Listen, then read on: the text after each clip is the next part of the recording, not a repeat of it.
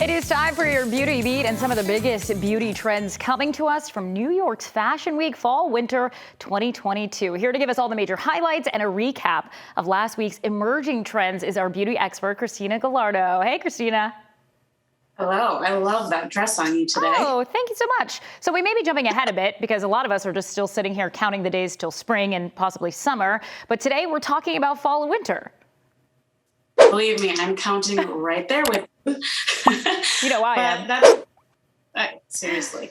But that's what makes Fashion Week beauty so interesting, because we see it so early, sometimes in ways that you can only pull off on the runway. And then it's really cool to see how these trends evolve for the average person by the time the season actually comes around. Yeah, and you're certainly right about that. Every time we look at a runway, we see some looks certainly doable for us, the average person, while others are a little more avant-garde. Case in point, this look from Ekhouse Latha versus the Tory Burch show.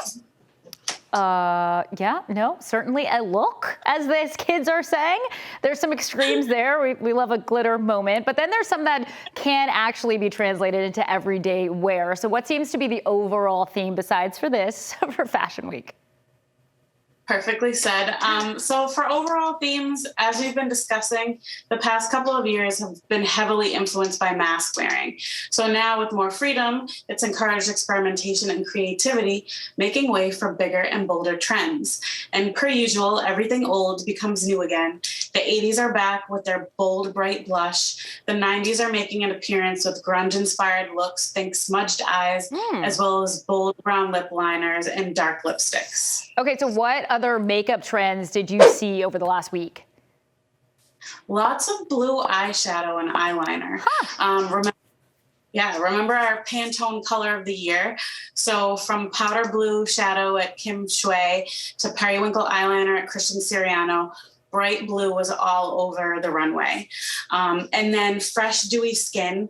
Many shows this season, including Pranza Schooler, Peter Doe, and Colleen Estrada, they all chose to go with fresh-looking skin, lightly touched with subtle coverage. Okay, so we covered the makeup part. What about nails? Because I know nails are really important. They're kind of having a moment. They're very in right now. They definitely are, and it looks like they'll continue to be.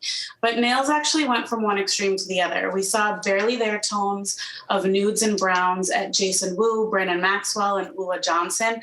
But then we also saw a lot of long nails, from reds to glitter to nail art.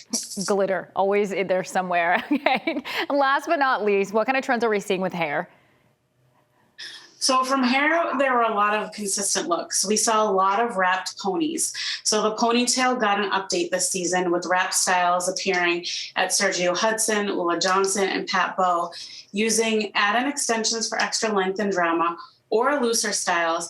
And the runway was all about the use of scarves or wire to secure that low pony and give it a little extra zhuzh.